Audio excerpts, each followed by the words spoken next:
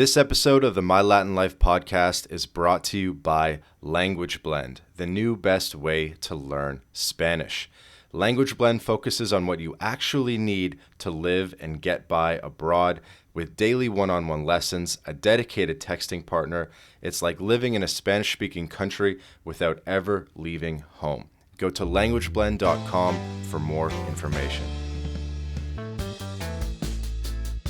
Like if you're going to build something long term, you kind of need like clarity and peace of mind to be able to just exist without worrying about your month to month costs. And most people that I know are literally worrying about their month to month costs. That's, and I'm not talking about the poorest people in the United States. I'm talking about just everyday people. Welcome back to another episode of the My Latin Life podcast. Since 2014, My Latin Life has been your trusted guide to traveling and living in Latin America.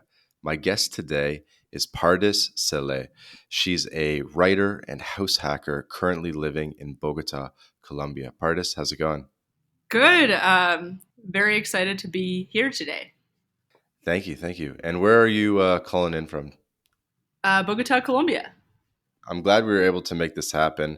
I wonder if some of our listeners will know you from your previous life as a political commentator in DC, or probably for the majority, maybe you got the fresh slate and we can just talk mostly about house hacking and Colombian stuff.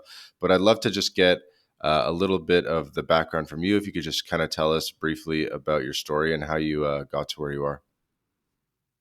Yeah, well, I spent several years working in politics, media, Fox News, Trump campaign, Daily Wire, all the good stuff. And I spent most of my time in DC doing that. It was fun in a lot of ways and very stressful in other ways. And I also really wasn't making money. And I was making a little bit of money, but barely enough to cover rent. And then I discovered hey, what if I I discovered house hacking as a way to gain financial freedom, which, it kind of reached this epiphany, hey, I can totally drop all this stressful stuff, make some money, live in a place for free, and get into real estate. And so when COVID happened, and we all kind of went remote, that was my cue to get into house hacking. I was able to qualify for a loan in Texas because I couldn't afford anything in DC. So when COVID happened, I moved to Texas with my remote job. Then, of course, they wanted everybody to come back in person. And I was like, sorry. And then so then I just stayed in Texas and started the house hacking thing. And then eventually moved my way down to Colombia. I don't know if I'm explaining it well, but that's pretty much my trajectory. Grew up in LA and moved to DC and then Texas and then a few little places in between and then Colombia, basically.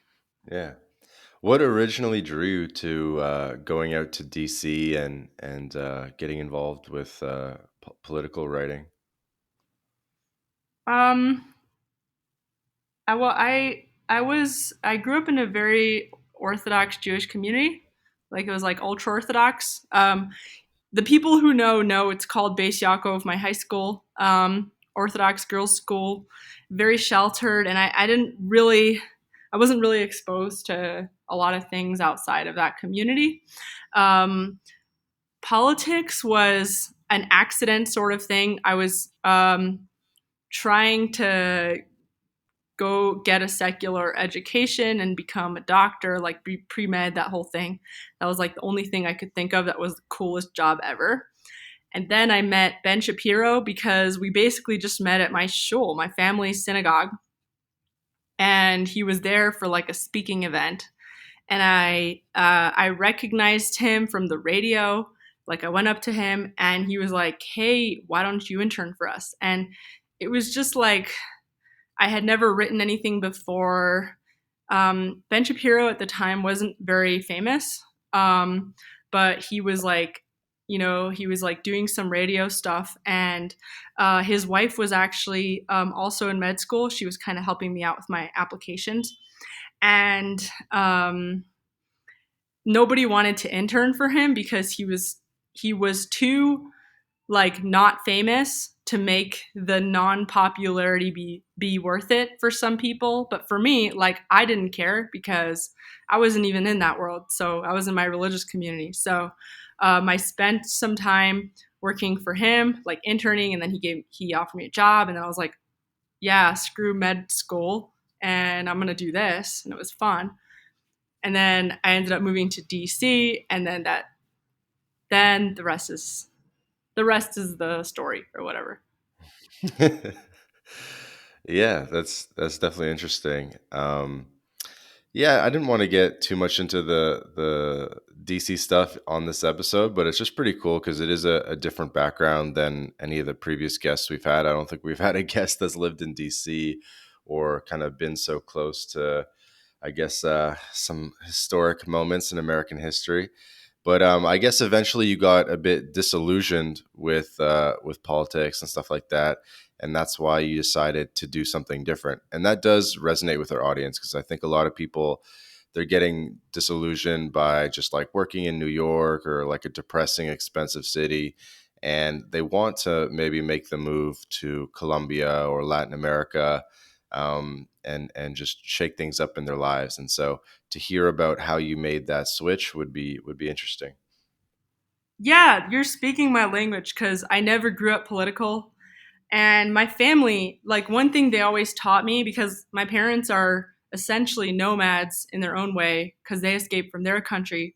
Um, they always taught me from when I was little, like, never get involved in politics, never uh, get involved in like governments, things like that.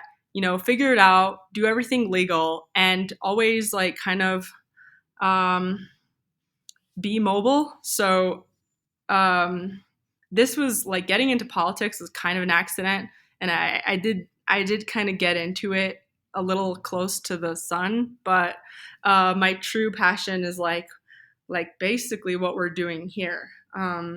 It's it's very liberating, and there's like I think like you can't really know how awesome it is until you just take a trip down to any country that you thought was a jungle and like just experience it for a week or something. Like, I Hmm. don't know, down here. And how did you decide on Colombia? Um, Honestly, my boyfriend mentioned Medellin. Like, I never heard of Medellin in my life. He was, you know, I remember asking him one time, like, if we could just get away, and we were both very stressed out, and having a lot of things to deal with. So I remember asking him one time, like, if we could just get away and like go to the coolest place ever, where would you go? He said Medellin, and I was like, I have no idea where that is. And I googled it, and I was like, okay, it's in Colombia. Like, googled Colombia, and it's like, oh, there's like drugs cartels. Like, I didn't know anything about Colombia. And then my friend Zach Milburn, who does Nomad Nation, which is like a traveling nomad group, he's like, hey, we're going to Cartagena. This was in August 2022. So he's like, hey, we're going to Cartagena. And I was like, so I told my boyfriend, and we were both like in different states. So we wanted to spend time together anyway. Like, hey, want to go to Colombia? And he's like, sure. And we like, it was just kind of a natural decision. Like, it wasn't like a long term thing that I knew that I was going to be here. And it was going to be a temporary thing. Like, we brought our hiking gears, like our hiking clothes, and that's it. Like, I brought 4 Walmart t-shirts and some stuff. I don't know. I still have all my stuff in storage, basically. Yeah, so I guess you're early in the move. And so what's kind of the game plan? What's the game plan for Colombia? Well, I mean, why change something that's working, you know? So we're basically like based out of here. We're traveling, taking trips out and building. You know, we both have stuff that we're building, um, businesses, or for me, it's writing a book, and um, all these things that you kind of grew up your whole life saying that you're going to do and you just never did, and all of a sudden you have all the time in the world because like your cost of living is a fraction of what it was back home, and you're like, okay, like why wouldn't I do that now? So, Hmm. and I sold my house. Yeah, it just Would like, that be a Texas house or yeah, DC? Texas. Okay. Yeah, just yeah, one property that was getting very expensive even with tenants. So how Yeah, long just were you doing the house hacking in Texas, and are you kind of applying what you learned from house hacking in Texas to Colombia, and you're looking to do more hacking projects in Colombia, or bring me through that kind of progression of kind of like what happened in Texas, and how that's maybe influenced how you're going about things in Colombia. okay, well, house hacking is a really great way of achieving financial freedom. Like, I know I sound like an ad, but I'm probably still gonna do more of it, but just probably on a larger scale when Hmm. when I'm ready. It was a little stressful. Basically, house hacking is when you buy a place or rent a place, live in one room, rent out the other rooms. So it's essentially hacking, living for free, and paying, basically living and paying your mortgage or your rent with by Hmm. having other tenants. So it's really awesome because right now, rents just keep going up, and if you have any kind of job, like I had a job that was when I started house hacking, I had a job, or I started house hacking years earlier, but through rental arbitrage, but it was kind of illegal and I got in trouble. So I'm going to scratch that part. If you can do it by buying a house, I think that's probably going to be the smoothest. Um, any job that you have, like go to the bank, find a lender and find out how much of a loan you qualify for. So for me, I was making Hmm. 60K in DC doing my political job. I qualified for a loan of $230,000. Hmm. I bought, and then the only house that I could afford with that, that was like a 3 bedroom, like that where I could live in and also rent out other rooms. Um, but that was also accessible to like a metro area, was in Texas. I mean, there were a few places actually, but Texas is where I ended up deciding on. Hmm. And so you basically, and then I got an FHA loan, which I don't know if I'm going into this too deep, but um, it for people No, this living is in good the detail. U.S. Yeah, FHA loans are basically for people living in the US. If you don't really have a lot of money, your first time buying a house, you can get qualified for a loan that's only 3.5% down payment. For me, that was $7,700 for the house that I bought, and altogether $10,000 to with all the closing costs. So I bought that house, ended up losing the job, and um, as quickly as possible fixed up the other bedrooms so I can live in one bedroom and rent out the other rooms. And then Hmm. that's basically, was covering my mortgage, and I ended up getting a restaurant job for additional costs, but like you could, theoretically do it without having a job. Okay, cool. And how long were you running this hacker house or rental property in Texas?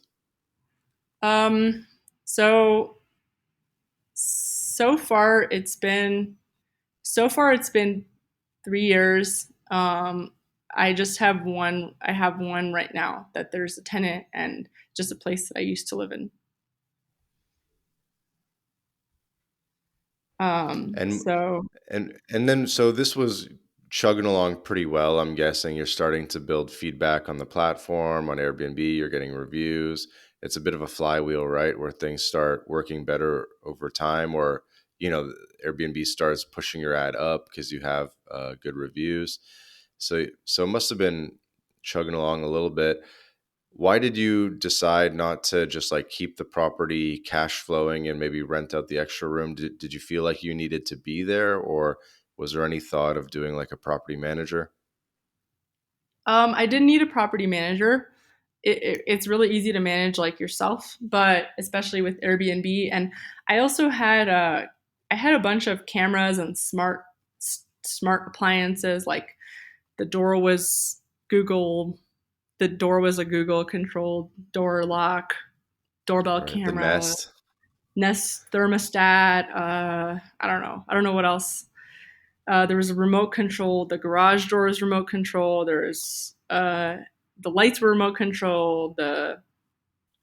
There's yeah, I don't know. So it's very easy to control. The only problem was that the cost of labor is really expensive. I think for me that was the main thing. It's just getting anybody to fix or clean anything right now is like, first of all, good luck after any natural disaster. Like there was just an ice storm in Texas. Good luck finding any plumber or any guy to fix like anything. And if you Mhm. do, like they're gonna charge you an arm and a leg. They will show up late to the job, and like I don't know. I was just getting really frustrated, and I really lost more than I made actually because I was spending so much on like all these different repairs that were like if I had just bought and flipped, I feel like I could have just like taken the money and ran. But it was like the maintenance that was um, really killing me, I think. And then also, I think that it's if you can, with Airbnb, you don't really need to have like a full building infrastructure with like official code and all that stuff, paying property taxes. Like, you don't need to do that. You can have a tent, you can have a yurt, you can like anything where people can have fun and sleep on your property or in your tent or in your whatever you build. Like, you can still charge the same much or even more because it's an interesting experience. And I just felt like I just felt like I was like an old fashioned landlord, that everybody hates. Like, I just didn't want to do that anymore. There's a way to be a house hacker that doesn't involve uh, playing that game. Yeah, definitely makes sense. And then so you kind of got fed up with the house hacking thing in Texas, and you sold the house and made your way to Colombia. Yeah. Yeah. Are you thinking of house hacking yourself? I think it's very interesting. I think that alternative ways of getting value out of a property beyond like a traditional tenant lease agreement are very interesting. There's lots of ways to do it. So you're writing a book, right? You're writing the House Hackers Anonymous book. Is that what it's called? Yeah. Do you want to tell us a little bit about the book and maybe what people can expect to see in it? What are the chapters and themes that you're going to be elaborating on? Yeah, so it's House Hackers Anonymous. Um, Sorry for ripping off everybody in AA. It's got 12 steps, but you know what? Jordan Peterson did it first with his 12 rules, so I don't feel too bad. So it's got 12 steps, and it's basically a guide for my younger self, like what to do, starting from zero, dumpster diving, homeless, all the way to step 12, where you're like an artist, you're just investing in other people's businesses and watching your portfolio grow and Hmm. sipping wine and, you know, charcuterie on a yacht in the Mediterranean, which is surprisingly not very expensive from what I've been researching. But um, Yeah, it's basically just every step is like progression towards financial freedom. And I think financial freedom, it, you know, people think of it as like a dollar amount. Like, I want to make $1 million. I mean, for me, I told myself I want to make $1 million by the time I'm 30. And then I realized, like, I don't really want to make $1 million because I could be making $1 million and still be strapped tight to like a corporate environment in Hmm. DC, and, you know, paying a boatload, or in LA, paying a boatload in rent, and not having any control of my schedule. And like the second I get fired, like my life is over basically. So, um, 12 steps to financial freedom: control over your schedule, control over your finances, ability to survive no matter wherever you are. And a lot of it's house hacking, and which I think is great. It's just great to know about house hacking because you can do it anywhere, and it's a way to live and make money, no matter where you are. Uh, you know, apparently, from what I hear, it's you're less likely to get sued as a homeowner landlord in other countries. Although I haven't tested that for myself. Yeah. So And yeah, so is this something that you're looking to implement in Colombia, doing a form of house hacking? maybe it's possible. Um, yeah. So, um, buying foreign real estate is like, I don't want to do it until I have like all my I's dotted, T's crossed. But there's definitely tax benefits, you know, for Americans, for American citizens. You don't have to report, you know, uh, foreign real estate on IRS Form 8938. I don't know if I'm being too detailed, but um, you just have to still, you know, if you're going to use it as a rental, you still have to pay taxes on that. So just have to make sure that it works and it's like profitable. So for me, it would have to make sense as like a place where I'm living anyway, and then if I want to rent it out later, I could. Hmm. Yeah, I guess we could come back to some ideas about how to implement this in Latin America, but I'd actually love to hear a little bit more about the 12-step program. Starting at, I guess, dumpster diving is step one, and then Yeah. step Yep. 12 is eating olives in the Mediterranean. So let's can we work through maybe those Yeah. 12 steps or some of the highlight steps of that? Yeah. Thank you, by the way. That's so cool that you want to talk about my book. So, all right. So, step to zero is actually dumpster diving. Like, your goal in step zero is literally survive for 48 hours. And I know that sounds like silly, but it's more of a mental exercise. If you can survive for 48 hours, you are like, you've like convinced yourself that you're going to be okay. For people like me who are like always anxious, you know, so just convince yourself you can survive for 48 hours. Step one: get your official documents in line. You know, get your passport, get your ID, your social security number. Like, I know this sounds silly, but again, like, I don't think people are taught these things because a lot of people that I know don't have their passports. You know, like, it's just not something that people think about. Um, okay, And what step was that two: other word you said? Get your gi? get your ID. ID. Okay, ID. Okay. So that would Yeah, be get like your driver's like license or passport. Yeah, like you know, if you move from state to state, for example, you're not gonna like get the state ID of like the place you move to right away, because like, why would you need it? You can just use your old state ID. But you might need it for, you know, driving or buying a car, things like that. It really depends. Like, I would really suggest that nobody ever get their California state ID for any reason whatsoever, and don't become a resident of California I would unless agree with that. You know, unless you you're actually kind of did the best thing because you were living in DC. I don't know if you were like a DC resident or like Maryland or yeah, something, yeah, but DC. you DC. So you did kind of we call it like the Texas two step, where you move to Texas for a limited amount of time. You get set up in Texas. You get a Texas driver's license, hopefully. all that stuff, become a Texas resident. And then when you move abroad, you're moving abroad having been a Texas resident. And so going forward, if you continue to live abroad, you'll continue, your most recent state was Texas, so you won't have to file a state tax return. As opposed to if you went straight abroad from DC, you would still be tied to DC, and I imagine they have a state income tax there, and so forth. Yeah. So you actually did a good step, potentially unintentionally. That's so cool. The Texas two step. I like that. Yeah, Hmm. that's what I did. That's so cool. Okay, so Yeah. and let's get back to, so we're surviving 48 hours. What does that even mean, by the way? Like in a tent? Like what are we talking here?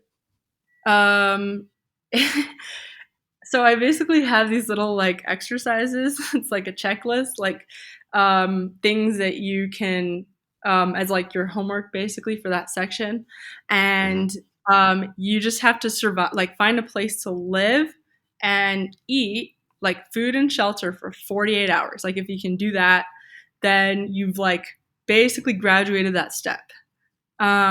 So basically your first step is going to be to go to like friends and family, say like, hey, I need a place to sleep for 2 days, 2 nights. And if you can, and a part of that is just getting over your ego. And um, like it sounds silly, but I think a lot of people just don't have that faith in themselves. Like, oh, like what can I do? Yes, you can go to your sister, aunt, uncle, parents, like, hey, I need a place to sleep for 2 nights. If you can't convince them to do that, then you can sleep under a bridge, sleep in the back of a like, I don't know, a building that feels safe. Um, I'm not really explaining it. You can be a woofer. So, learning how to think on your feet and just find, sleep in your car. Find a situation that works for 48 hours. If you can do that, you can like get rid of a lot of your anxiety that has to do with survival. I think a lot of people are in fight or flight mode all the time or are really anxious. Will be like, always thinking about the worst case scenario. Oh my God, like if I can't make money, if I can't make my rent, if I can't do this, like then everything will fall apart. And this step is really just, this is exactly what's going to happen. If everything falls apart, like this is the worst case scenario, and we kind of go through it like in detail, and you kind of see that it's not, the worst case scenario is not like impossible. It's it's annoying, but it's not impossible. Um, So, yeah, that's step zero, surviving and Okay, dumpster diving. got it. Step, yeah, then you have step one, you got becoming official, getting all your paperwork ready, getting your passport, all that good stuff. Um, then, and part of that step, we have learning to barter and learning how to like have mutually beneficial arrangements. So, you ask for charity in step zero. Step one, you're asking for charity in exchange for, hey, maybe I can do something for you. I'll live in your guest room, but this is a little more long term. So maybe I can mow your lawn or something. Hmm. So that's step two. Got step three, downsizing. Wait, did I say step two? No, sorry, that was step one. Step two is um, making money, like just going out there and like literally hitting up businesses, talking to them, what to say, learning how to get in the mindset of generating income, um, and budgeting. So, and then also depending on what state you live in. This is like, I know it sounds really basic. This is really just like, hey, you like, your parents didn't teach you anything. Let me give you some of like the lessons I learned. No, I get it. It's good to build up from the foundation. All right, so we got step two. So making money, and it's also going through like what states you live in, and really mostly for Americans because what state you live in is can be so different. Your life can end up being so different. Um, step three, downsizing. You know, learning how to work with salaries. Step four, um, basically discovering uh, what kind of um, person, what kind of worker you are. So, are you going to get a salary job? Are you going to become an entrepreneur, work for yourself, a freelancer? Or are you going to be a welfare king or a queen? Because honestly, you could actually start house hacking and make a lot of money as a welfare queen or king. And I had my real estate license in Texas, and I had a few clients that were doing that. They were buying real estate through um, government loans, which they secured through their welfare, mostly from California. So you can be a California citizen that is earning a certain amount, disability, social, like whatever your program is that you're getting that you're getting like a monthly stipend from the state of California. You can, and then people do this. I'll move to Texas, and then leverage that income to get a bank loan to buy a house in Texas, which they can start house hacking from. So that's basically an option. Leveraging basically whatever you have at that stage. So if I'm making sense. Yeah. Do you think if you got that FHA bank loan, like you have to buy a property in the States, do you think you could use it to buy a property in Colombia? I actually saw somewhere that you can use an FHA loan to buy real estate abroad. Um, you can definitely do a 1031 exchange abroad, which is interesting. Basically where you don't have to pay. You can like roll the value of one house into another house without paying any cap gains taxes on it. Mm-hmm. Mm-hmm. I'm actually googling it right now. Can you do an FHA loan abroad? Yeah, we can confirm that. But yeah, keep running us through the list. Okay. Um, okay. So you got, and then you got, step five is when you start actually leveraging loans. Go through all your loan options. There's VA loans have no down payment. USDA loans have no down payment. FHA loan is like very tiny. And then there's different. There's so many different loans actually.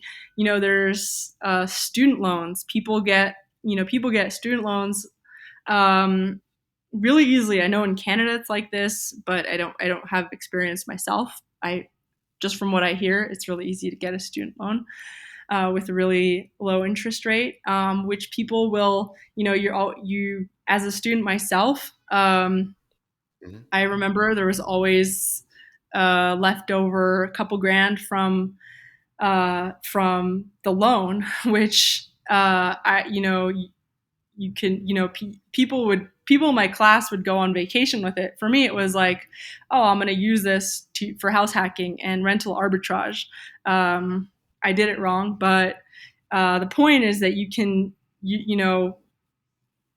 people do that. I don't want to make any recommendations actually, but there's just so many different loans that you can qualify for. You can get loans against your Bitcoin, hard asset loans. You can get loans against a property, home equity loans.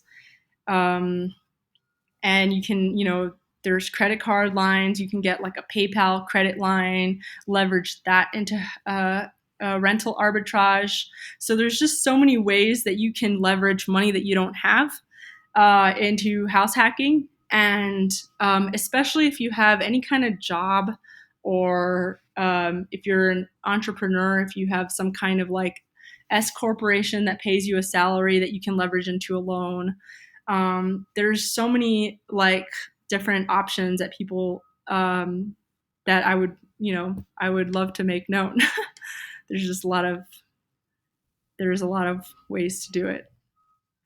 And then step 6, you got house hacking strategies, all different house hacking strategies, whether it's rental arbitrage, renting out your a room in your grandma's house, live and flip, living in a place, fixing it up, renting out a tent in your backyard, and then also property management, because some people are like, well, I don't want to buy, rent, anything. I just want to um, you know, put other people's houses on the market, which you can totally make money from.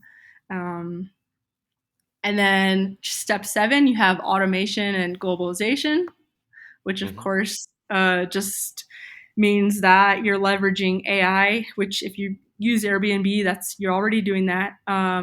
Globalization, just like, moving out of your home country and making and leveraging all the ways that you can save in taxes, leveraging the difference in cost of living. So for me, it was like I had 2 rental properties in Texas, and that was enough for me to live in Colombia, which is crazy because you can't do that in Texas. Um, and learning how to outsource, manage your properties remotely. And then you have step 8, you got your hacker hierarchy of needs. That's mostly just like mental sort of self-help stuff, goes through like Maslow's hierarchy of needs and like all the Hmm. obstacles that you might be going through when you're doing this stuff, and you're kind of like moving around, you're by yourself or you're with your partner, but you don't have friends. Then there's step 9, family of hackers, is about house hacking with family, um, parents, partner, kids, community. And then you got step 10, um, which is hacking the tax man. Well, I think I might change the name of this because I don't know if I want it to be called hacking the tax man or just hacking financial predators, but not make it about the tax man, because I don't want to be like I just don't want to make people angry. I spent like a bunch of time making people angry and I don't want to keep doing that. So anyway, it's all just tax strategies. All the different ways to protect your assets also and avoid getting sued, because it's very easy to get sued, especially if you're a house hacker in the United States. Hmm. And like you can get sued, you can be broke out of your mind, you can be just like the poorest person ever and get sued for a lot because you're a landlord. So of course you have the money, and so basically lowering your settlement value, making yourself as unsuable as possible, and also saving taxes while you're saving, reducing your taxes while you're at it. So that's Hmm. basically what that step is about. And then you have step 11, being a global entrepreneur, which is what you're doing, and I learned a lot from your channel. And then you have step 12, house hacking artist, which is basically that artist with all their passion projects and businesses that you're investing in, or entrepreneurs, and you're just basically having your money work for you while sipping wine on the Mediterranean. So I like it. thanks. Thanks. I'm like, so like, I don't know if anyone will actually like it. It's more just like itching a scratch for my younger self type of thing. Maybe I'm the artist. I don't know. Which step do you think is like the most groundbreaking or something that you don't hear people talk about a lot? Honestly, for me, I just feel like nobody ever talked about the basics. Like when I was trying to learn how to do my taxes, I know it sounds very straight up, but I really wished like I could go on YouTube and someone would be like, all right, like this is, and I know there are people doing this on YouTube, so I don't actually have an excuse. But I think for me, that was like what I was, just give me a crash course on life, dude. Like give me like A to Z what to do in order. Like just show me all the steps in like a very, very easy, like broken down format. So I don't know if that helps, but I guess from like specific steps in here, maybe the loan, the I think step 5 actually, which is the step on leveraging loans, because when that's like it's not a big thing outside of the U.S., but in the U.S. the ability to leverage money that you don't have is like how everybody gets rich. So I think that's a really good step. Leveraging loans. I think the stuff about lowering your liability or your exposure to legal pursuits is a good one too. Uh, Yeah. b- would you be able to expand on maybe some steps that people could take to uh, reduce their chance of getting sued and reduce their liability when doing house hacking? Yes, start a nonprofit. um, Oh.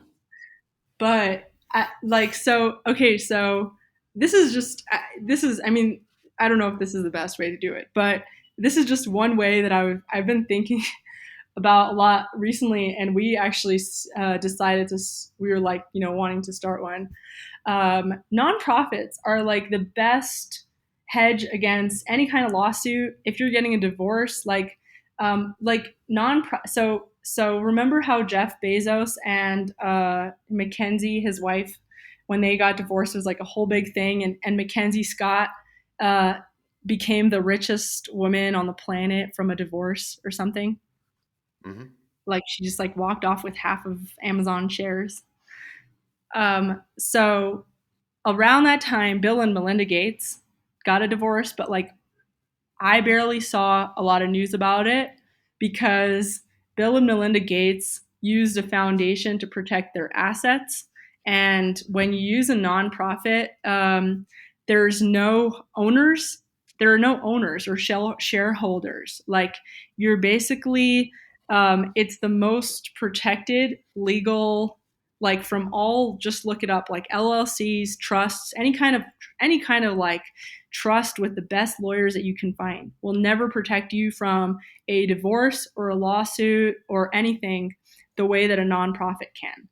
You can you can, and then you can use a nonprofit to help with, as a to help you with your for profit, in whatever you're doing, whether it is, house hacking, or, there just has to be like a way that you're contributing to society with that nonprofit. But the nonprofit itself can be selling things, generating value. It just can't be something that you cash out for capital gains, but it's something that can last very long. It can protect you, you and depending on what state you're in, like two other people can be board members. You can do this anywhere in the world, and if like you guys ever broke up and had a fight, it's never like one person is gonna run off with the money. It's always gonna stay within that like structure, if that makes sense. And in Yeah. order to run off with the money, you would have to leverage that to create value for your not for your for profit. Um, so like you'd have to be creative with it, but I think nonprofits, like that's a really cool way to protect your assets. And would you like draw salary from the nonprofit? Yeah, yeah, you totally can. And if you're again, if you're an American citizen and you're living abroad, of course you probably know about the foreign earned income exclusion.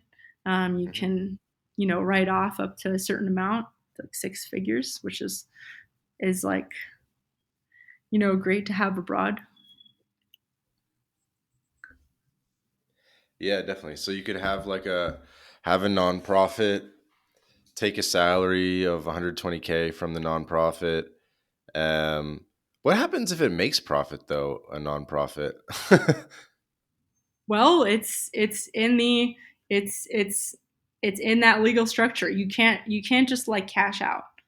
It has Yeah, to you can't be like cash out. So, but if it does make money, I guess it just stays there and like no, is in the you can coffers. no, it doesn't just stay there. You can use it to pay vendors to do stuff for the nonprofit. You like so Right. Microsoft uh, Invest. corporation has a Microsoft.org, and this is like I really didn't know this. Like Google has a Google.org. Like all these companies that are really big, they have a nonprofit where like you know you pay for legal fees. You can pay your preferred vendors to do what you want, and those people are making a profit, and those people could be also owned by you. Like it's, and I'm totally oversimplifying it. uh, Reminder, I'm not a tax lawyer or expert of any kind, please no one kill me. So this is just like stuff that I'm learning. um, it's it's uh, awesome as like a subsidiary, or like Hmm. a, if you use it like, what's the word, complementary to your for-profit structures. um, you can totally use it to spend money on the things that you want and make money from things that you want. But like Hmm. it can't be in itself a thing that you cash out from Yeah, definitely on makes its sense. own.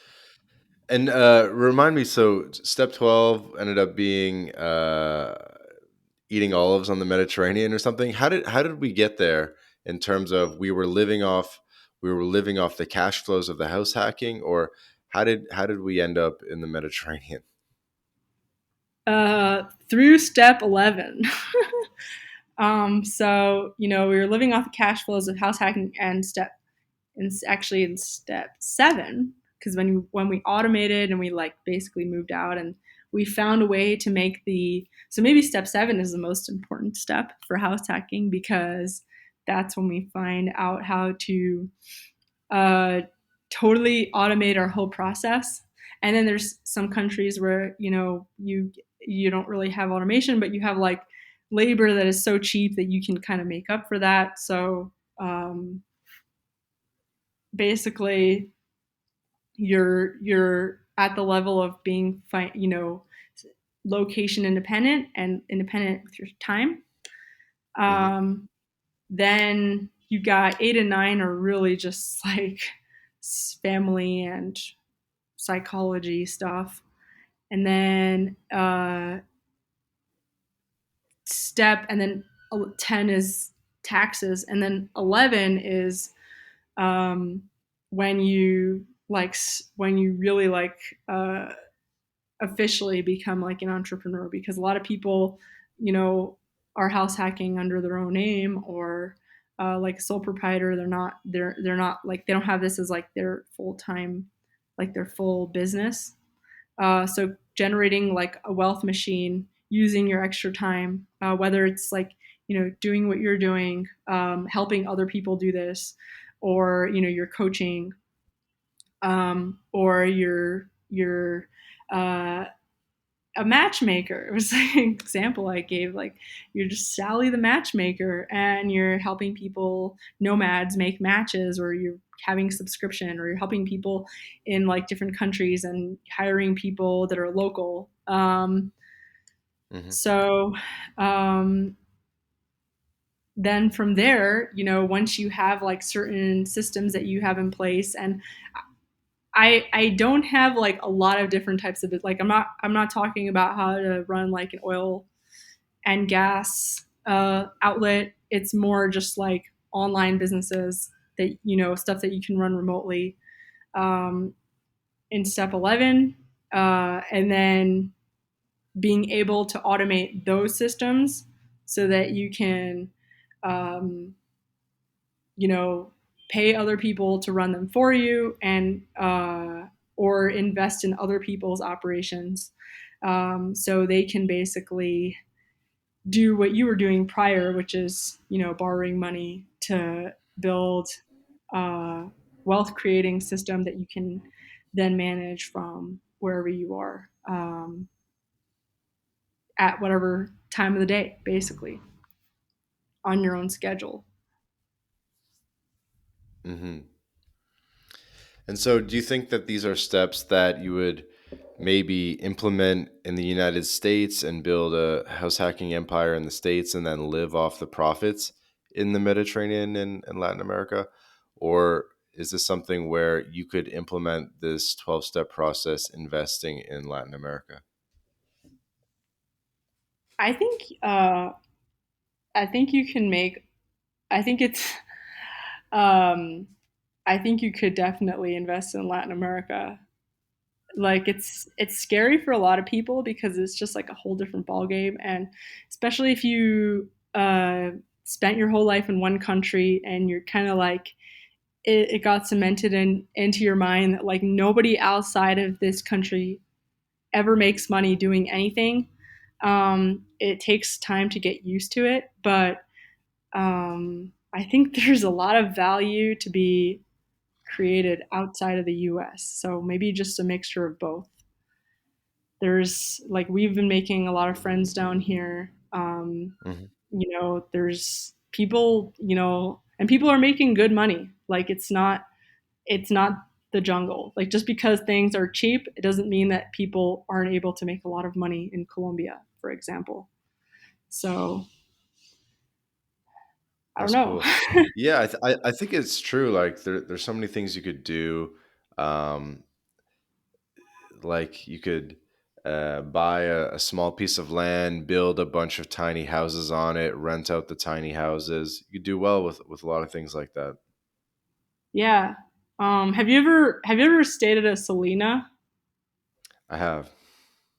Yeah, they're like um they just kind of rinse and repeat their system in like so many different cities, and I like that they like if there is like they're able to charge so much more than Airbnbs and other hotels, even though their infrastructure isn't always that solid, because they're just like um, they're capitalizing on this whole nomad sort of culture. So they have like workspaces, and it's really fun, and you meet other people, and um, I don't know. It's Mhm. like they kind of took advantage of like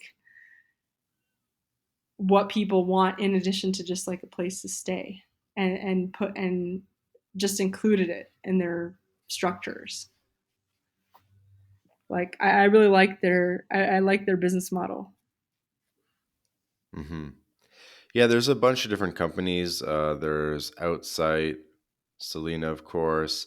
I think people are trying a couple different models in terms of either uh, hotels and hostels marketed towards digital nomads or more like co-living spaces with which are typically smaller properties and maybe it'll be like a surf co-living or a startup co-living, stuff like that. So I think we're starting to see a lot of different new concepts that are kind of changing the way we work and live. Yeah. What's like your famous sorry, what's your favorite hostel that you've been to so far? Like hostel, hotel, Airbnb, Um, that's a good question. or I just a mean, I memorable one? definitely personally, I need a private room.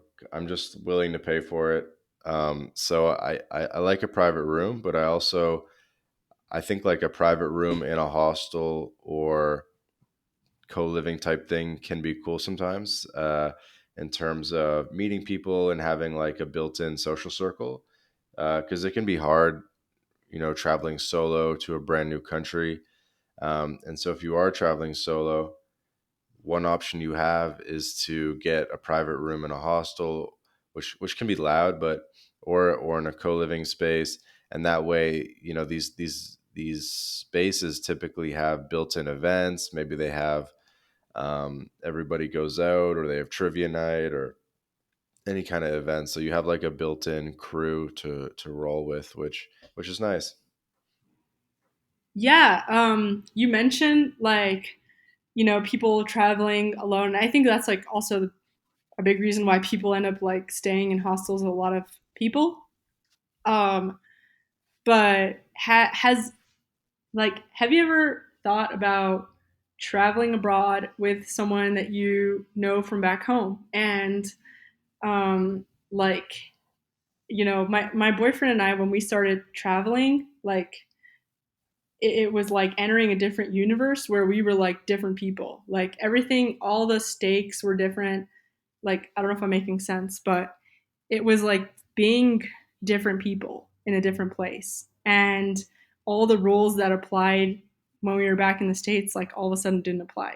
And we were kind of like, it was like being in a totally different relationship. And I think like, I wonder what would happen if, I don't know who's listening to this, but if you're like a single person and you're living in your home country, if you're like, hey, guy friend that I know or a girl female friend, like, want to go on a trip with me and just as an experiment, just see what happens. I don't know. Like, I feel like it's I don't know, it's fun, but I wonder if people, I don't know, I wonder how many people think of doing that. Hey everybody, hey everybody. Quick break from the podcast to tell you about Language Blend, the best new way to learn Spanish. Language Blend was co-founded by Jake Nomada, friend of the podcast, decade of experience in Latin America, and Jake and his team, they put everything into this program that they wish they had in terms of how to level up quickly with your Spanish language skills.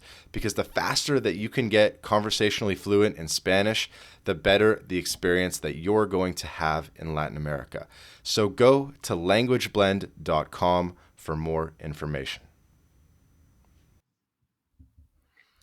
Yeah, I think traveling with a buddy, like a male buddy, it's something that I actually don't overly recommend because I think it helps people kind of stay in their old mindset from back home.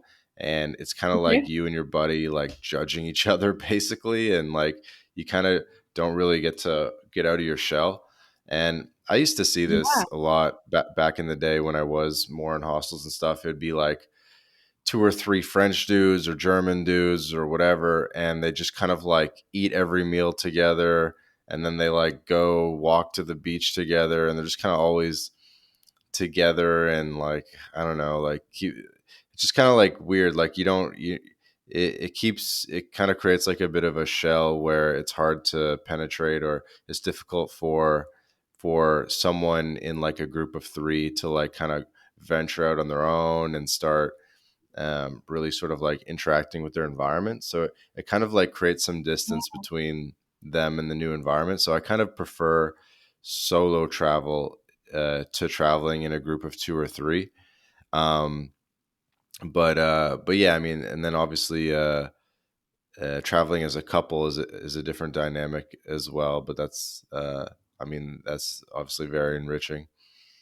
That's so interesting. I feel like I notice that a lot. People will insist on speaking their own language or, hanging out with like their own group of people. And it's like, you might as well just be in your home country then.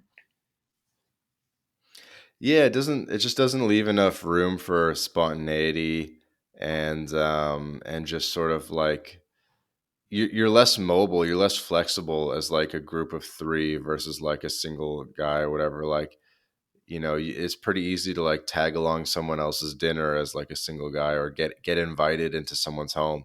But it's like when you have to invite like three people into someone's home or add on three people to some dinner or event, and it just makes it like harder to kind of do things. Yeah, that makes a lot of sense. Is there Yeah. like a minimum age that you think people should wait until they, before they start traveling outside of their Minimum, no. country? I think I literally think people should just skip college or university and just immediately start traveling and making money online. Probably start making money online before you travel. I mean, either one could work, but yeah, like college is pretty useless at this point for most professions, and Yeah. obviously very expensive. And if you can just start making like 2 grand a month online, being an assistant or like literally anything, just I highly recommend people just head on over to Colombia or whatever and just start living and having a different experience, because that's where you're really going to grow. Oh yeah. And what made, like, did you always know that you were going to do that when you were younger?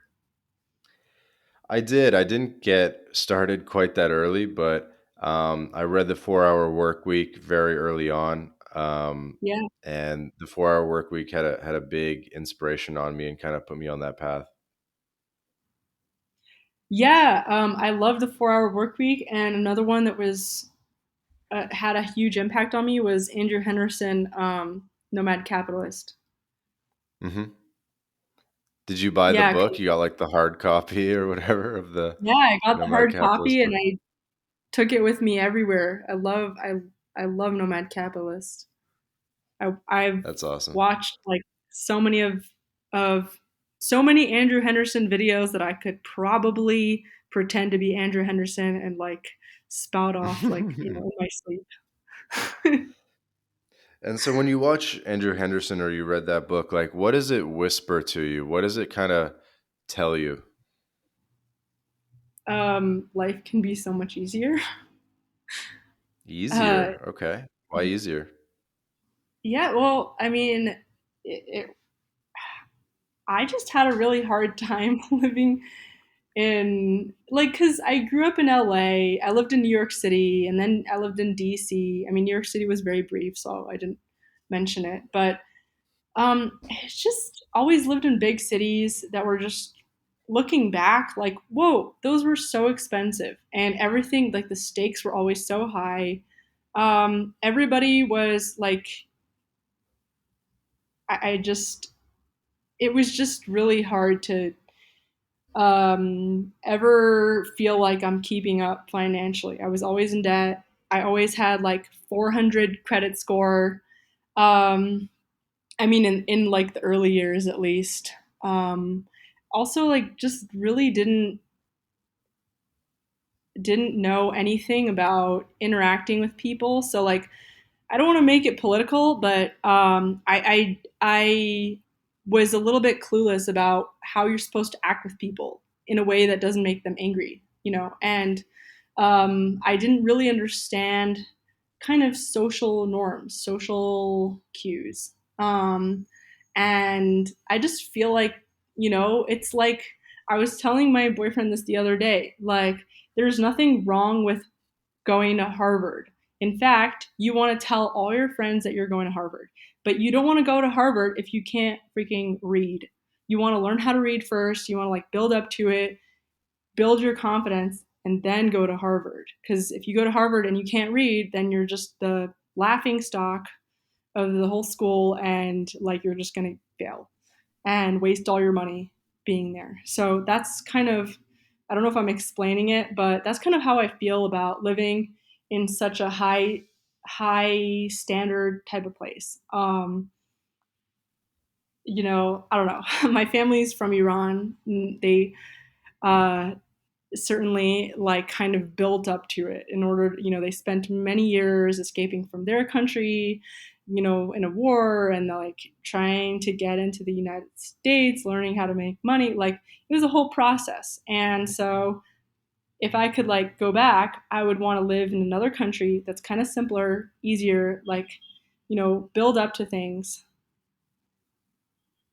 But I don't know. That's just me. Everybody kind of has like a feeling, wants something that they feel like they're lacking. Hmm. And how do you think you've been able to simplify your life moving to Colombia? Um, it's just so much cheaper. I mean, uh, so right now I'm just collecting rental income, um, And I just, I sold my first property, and I'm working on this book. Um, I sell weed in Texas. I have a license and I have a website and I sell weed, but I don't really advertise it because you're not allowed to advertise that. So this is not an advertisement.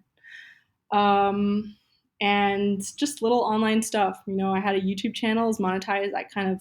I took it down because I want to make it much better for my book. Hmm. Um, so and I'm constantly learning about new ways to make money, like that I could talk about with my people on YouTube. Like uh, I just watched a video of this girl who makes like a bunch of money selling her feet pictures um, on a website called funwithfeet.com. And there's so many of these like sites, like yeah, Fun with Feet. You sell pictures of your feet. Like there's dudes selling their feet pictures and making a lot of money. It's just crazy. Like there's just so much out there, and uh, I think the hardest part, as long as you're not living in a place like LA or New York, like, and spending that kind of money on living, if you can just Hmm. take a few months living in like a really cheap place, living on your savings, and like figure out what it is you want to do. Um, there's so much to do. There's a lot of ways to make money, easy money. Yeah, living somewhere cheap is definitely a game changer. Yeah, because it's like it's not just your day to day. It's like if you're going to build something long term, you kind of need like clarity and peace of mind to be able to just exist without worrying about like your month to month costs. And most people that I know are literally worrying about their month to month costs. That's, and I'm not talking about the poorest people in the United States. I'm talking about just just everyday people worrying about their main worry right now. If you're like, hey, what are you worried about? They're worried about like their costs at the end of this month and 5 days from now. And Hmm. that's kind of like it's impossible to build anything from that state of like thinking and feeling, I think. Yeah, definitely makes sense.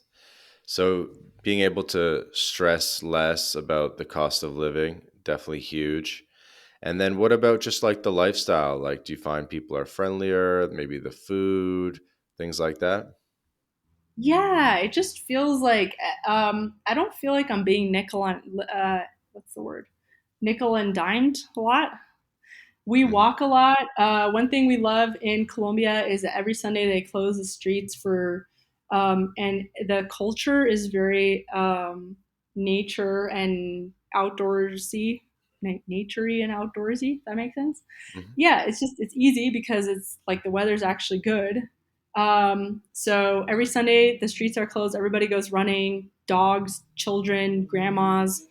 I want to be a grandma that goes running in Bogota on Sunday morning or Medellin. Um, it's like it's just like a different world. They have a biking holiday. Like what country has a biking holiday? They have a holiday where everybody goes biking, and it's rarer to see fat people than and not to say that you shouldn't be fat, but just I I know that being just the health people are just healthier. Like people we see are just healthier on average. And and I'm not blaming anybody that is not healthy, but more just I think it's probably a little easier to be healthy down here. Because yeah, your food you're eating is simpler, less processed. There's so much opportunity to be outside, and like we've been trying all sorts of new things. Like we've been going rock climbing. I mean, we weren't doing this stuff back in the States. Back in the States, we were both like fretting. I mean, I was getting high all the time. Like, this is different. Like, we're going, we're looking for a swimming pool now. Like, I've been taking pole dancing classes. We did Japanese martial arts.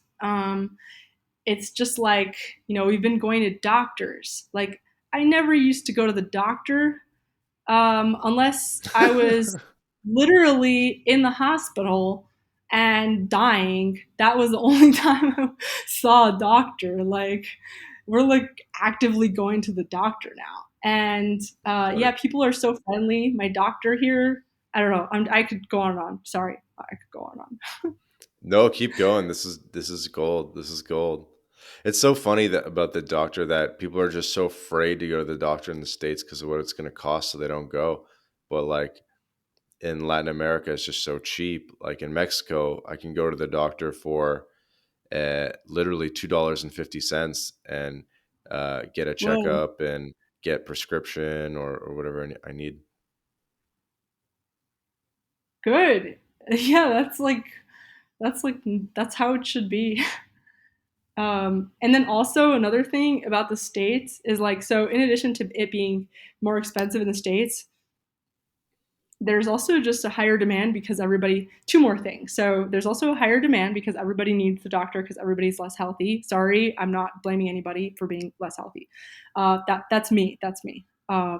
I was less healthy. And then the other thing is also doctors are so afraid of liability. Like, they're so afraid to take you. Um, my you know I've just been hearing so many stories recently. My sister, my friends, like, people have been going to the doctor and the doctor's like, yeah, I can't take you because, like, I don't want to, like, risk blah blah blah. Like, they don't want to, like, do a certain treatment or do a certain thing that is maybe life saving or that the person really needs because of the liability. Like, they might get sued or, like, get in trouble with the insurance company. And there is, like, I don't really feel like there's a lot of that down here. Like, my doctor texts me on I never had a doctor text me. Like, here in On Bogota, my WhatsApp. doctor texted me. Yeah, on WhatsApp. She texted me the other day to wish me a happy Women's Day. I didn't even know it was Women's Day. It's like, That's great. it's yeah. I mean, it initially was like, let's save money, but then it was like, oh, cool. Life could be so easy. Like, let's, whatever that, like, let's just do this. So no regrets. No regrets. And did you get a residency visa by like showing that you had rental income from your property? Do I get a visa in Colombia?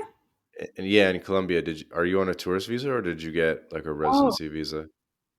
honestly, I'm still on a tourist visa. Like, we've been talking about it and we've been going back and forth. So what would you do? Like, do you think that because there's the benefits of being a resident in a place, you don't have to, I mean, we travel anyway, so our tourist visa keeps resetting anyway. But in terms of, like, from a tax or liability perspective, would you rather be a resident? I would definitely do it because you have that rental property, and you could probably use the rental income to get a visa in Colombia, saying like, oh, we have the means to sustain ourselves through this rental income. Okay. And then that would be that would put you on track for a passport. Yeah, yeah. I mean, it'll take a number of years, probably like 5 years or more, but eventually, yeah. What would you say are what would you say are the main benefits of becoming, like, a tax resident in Colombia? Well, you can become a legal resident without being a tax resident, right? So you can get the legal right to live there. And then if you spend less than 6 months, you don't become a tax resident. But you can, you know, but you can still be working towards a passport and have no problems getting in and stuff like that. Uh, Yeah. And it Really, sounds like like with it. good. Yeah, sorry. No, go ahead. Go ahead. Well, it also it sounds like if you're even if you're a citizen, you don't have to pay taxes. Like up until I think it was like 78 million pesos a year, you don't have to pay taxes. You don't even have to file taxes. And then also, if you live in Colombia less than 6 months, even as a citizen, you don't have to necessarily be a tax resident. I don't want to speak to like too many specifics. We can definitely help people offline with situations like this. So you can get in touch with us, and we have like residency lawyers and tax lawyers for Colombia and for pretty much every country in Latin America. But the point I just wanted to make was because you have a rental property in the States and that's cash flowing and bringing in rental income, you can typically bring that to any country in Latin America and say, and it's called a rentista visa. And basically you demonstrate like, look, we're getting a certain amount of rental income in the States, so we'll be able to support ourselves in Latin America. And uh, you could then use that to get residency in Colombia or in another country as well if you want to try. I don't know, who knows, Guatemala or literally anywhere else. So definitely keep that in mind. Nice. And what is your ideal? What has been your ideal client, by the way? Like, sorry, I just was thinking about this. Like, what's your ideal um, for people that are watching? Like, your ideal client? I don't know that you feel like has benefited the most. Yeah, I think it's going to be someone that's already figured out how to make money online or have a remote job or perhaps make money passively like yourselves. So they already have the income aspect of things figured out. And now they have that location independence and that freedom to live in Latin America, to potentially get a couple different residency permits, to work towards a second passport, to optimize their taxes, etc. So it's really the income piece is the key that unlocks everything else. Okay, and another question I had, I'm so sorry, I just remember this. Go What for it. would you like? What would you add to my book? Like I know you probably don't remember all of it, but just from what you remember, what do you feel like House Hackers Anonymous is lacking? If you had to say for the audience that I'm targeting, like people that are just like, it's really just like a basic summary of everything. What would you say is missing that's really important? I would say you could probably speak to the trends that are occurring in co-living and house hacking, and there's all these sort of related terms and slightly different concepts, but just like maybe provide a bit of a overview of the landscape of how people are iterating on this concept right now, and just so people have an idea of some of the different things that people are doing and the creative ways that this is being implemented. Yeah, because it's constantly changing. Hmm. Yeah, that's important. Thanks. Yeah. So, what do you think is going to be your plan after Colombia?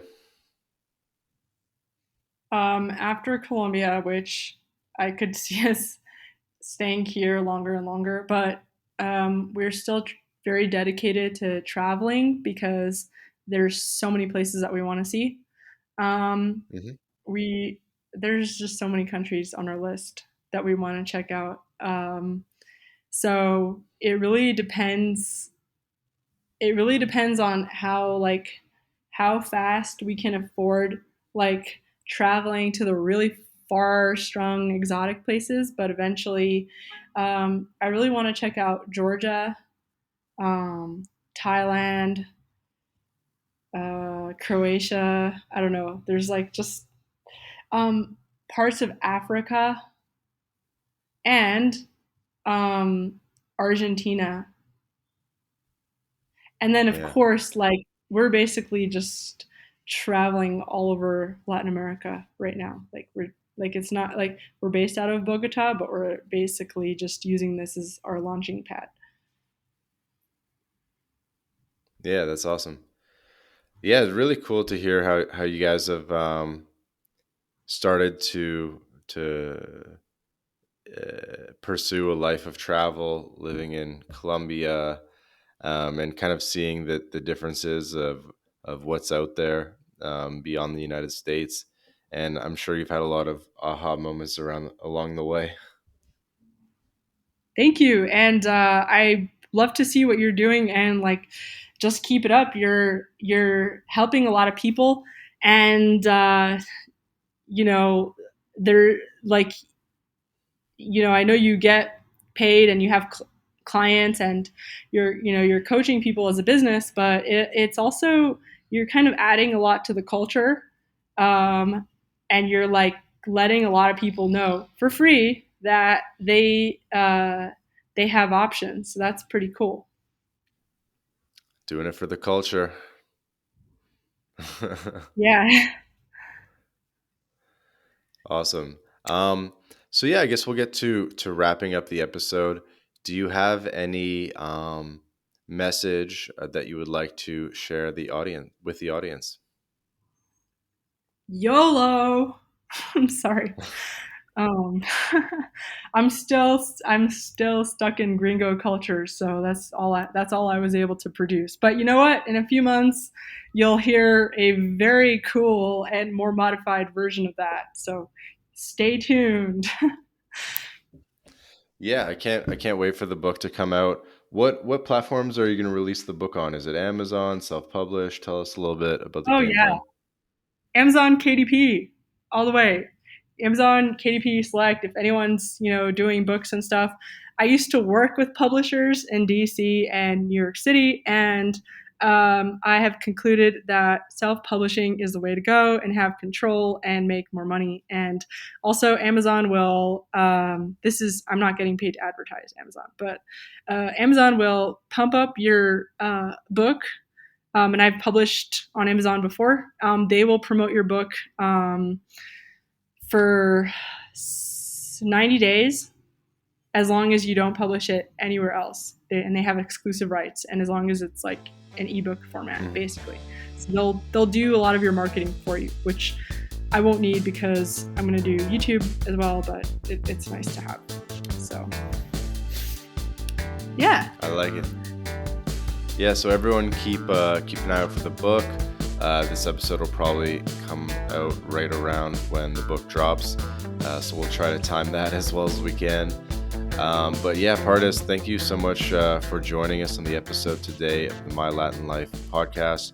Really inspiring hearing your story, and wishing you all the best on the future travels. Thank you so much. And you too. Thank you for having me.